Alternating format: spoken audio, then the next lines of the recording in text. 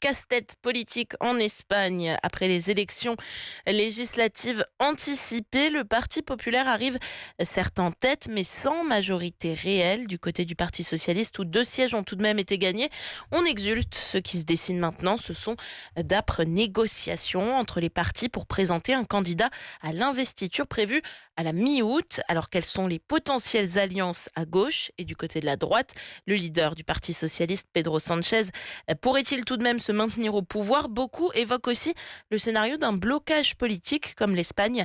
Elle l'a déjà connu plusieurs fois. On évoque toutes ces questions avec notre invité ce matin. Benoît Pellistrandi est historien. Il est spécialiste de l'Espagne contemporaine. Il est au micro d'Eva Cohen. C'est l'invité de la rédaction.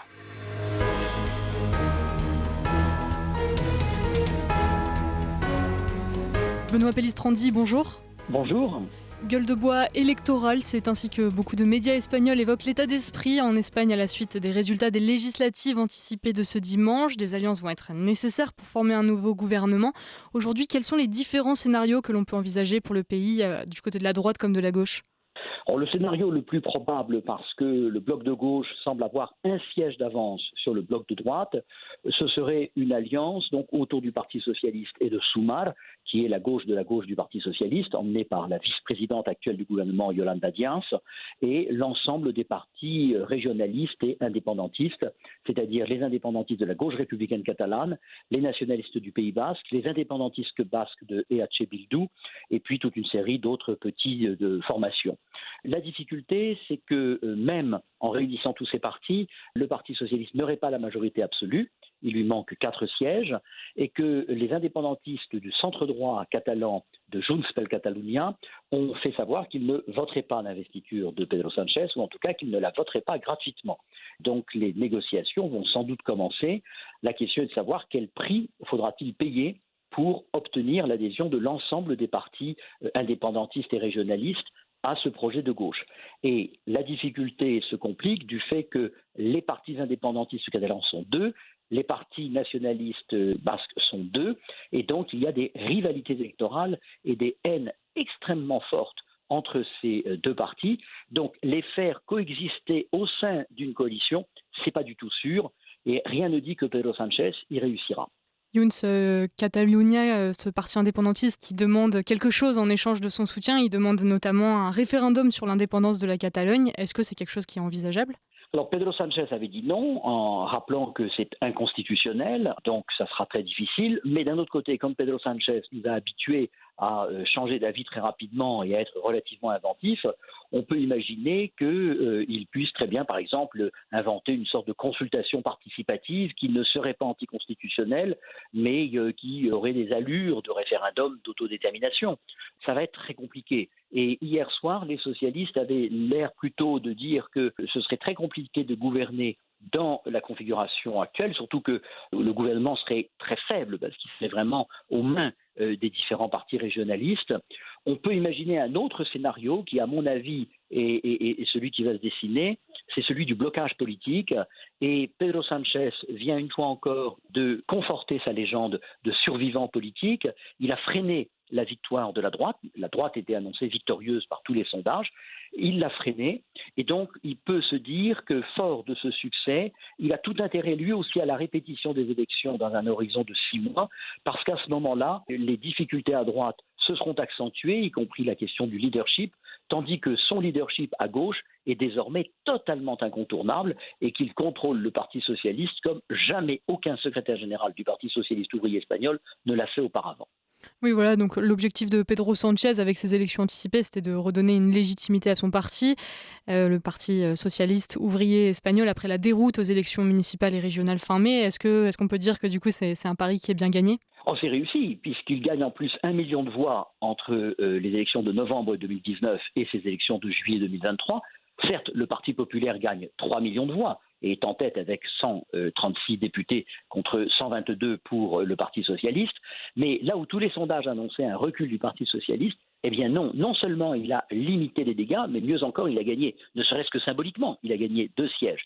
Alors, cependant, il y a une petite difficulté, c'est que le Sénat a une majorité absolue à droite, pour le Parti populaire. Donc les conditions de gouvernement sont extraordinairement difficiles. Et c'est la raison pour laquelle je pense plutôt qu'on se dirige vers une répétition électorale, parce que les deux grands partis vont avoir intérêt à ce que les choses soient un peu clarifiées. Est-ce qu'ils l'obtiendront? Rien ne le dit. Et quelles seraient les conséquences d'un blocage politique, d'un blocage électoral pour le pays? Eh bien, on l'a déjà vu, on l'a vécu en 2015, on l'a vécu en 2016 et on l'a vu en 2019. Là, le Parlement doit se réunir le 17 août, il doit élire son président ou sa présidente. Ça sera d'ailleurs une première indication de vers quel équilibre on va aller. Est-ce que ce sera la droite qui réussira à placer son candidat ou est-ce que ce sera la gauche? Et puis ensuite, le roi commencera ses consultations en commençant par le groupe parlementaire le plus nombreux, c'est-à-dire celui du Parti populaire, et en allant jusqu'au dernier groupe parlementaire. Or, on sait que les Catalans, par exemple, peuvent très bien dire qu'ils n'iront pas vers le roi parce qu'ils ne lui reconnaissent pas de légitimité. Donc on peut avoir là un parcours un petit peu chaotique. Ça veut dire que dans le courant du mois de septembre, il y aura un candidat à l'élection pour le poste de président du gouvernement. S'il est investi, eh bien nous avons un gouvernement qui commence et nous avons une législature, alors qui sera sans doute heurtée, mais elle y est. Tandis que si cette investiture échoue, à ce moment-là commence un compte à rebours et 2 mois après le premier vote, le Parlement est automatiquement dissous. Donc les analystes ont déjà commencé à regarder le calendrier et on pourrait avoir des élections le 17 décembre 2023 si d'aventure ce scénario de blocage était celui qui se mettait en place. Voilà, juste pour rappeler les particularités du système parlementaire espagnol, c'est le roi qui va commencer par rencontrer les chefs de tous les partis politiques représentés au Congrès et qui va proposer un candidat à l'investiture, qui est donc généralement le chef du parti qui a remporté le plus de sièges. Et c'est ce candidat qui présentera son programme au Congrès et qui devra être élu d'abord à la majorité absolue à un premier tour et sinon à un deuxième tour à la majorité normale. Du côté de la droite, du côté du chef du Parti populaire, on a le net recul de Vox, donc pas de majorité absolue. Le chef de ce parti a quand même annoncé qu'il souhaitait former un gouvernement alternatif. Est-ce qu'il y a des solutions qui sont possibles, qui sont probables de voir quand même la droite émerger lors de cette investiture? Il y a une solution, mais qui est infinitésimale, qui consisterait à essayer d'aller chercher les 5 voix du Parti nationaliste basque, qui est de centre droit, et à ce moment-là, d'essayer de les faire voter pour Feijóo. Et on aurait à ce moment-là 176 sièges, ça serait la majorité absolue. Cependant, ce qu'il faut bien comprendre, c'est qu'en Espagne, on est nationaliste avant d'être de centre-gauche ou de centre-droit, de droite ou de gauche. Donc le Parti nationaliste basque, avant d'être de centre-droit, il est basque. Et de ce côté-là, je vois très mal le Parti nationaliste basque, même s'il est de centre-droit, même s'il a les mêmes options économiques et sociales que le Parti populaire, mêler ses voix avec Vox. Alors, il est clair que Vox n'entrera pas au gouvernement, que ce sera le prix à payer, que Vox n'a plus les moyens de pression sur le Parti populaire, mais la droite est vraiment dans un trou de souris pour essayer de passer. Je crois qu'elle n'y arrivera pas. Mais le trou de souris pour la gauche n'est pas beaucoup plus grand et c'est la raison pour laquelle je pense qu'on se dirige plutôt vers une répétition électorale. Et ce qu'il faut surtout avoir bien en tête, c'est que toutes les déclarations publiques que l'on va avoir dans les mois à venir, il faudra les interpréter dans l'exact sens contraire. C'est-à-dire que ce qui sera dit en on sera le contraire de ce qui sera pensé en off et de ce qui sera fait. Et donc, on va avoir beaucoup de tactiques politiques, beaucoup de coups politiques qui vont être joués et qui vont participer, je vais dire, de la démoralisation que les Espagnols ont à l'égard de la chose politique.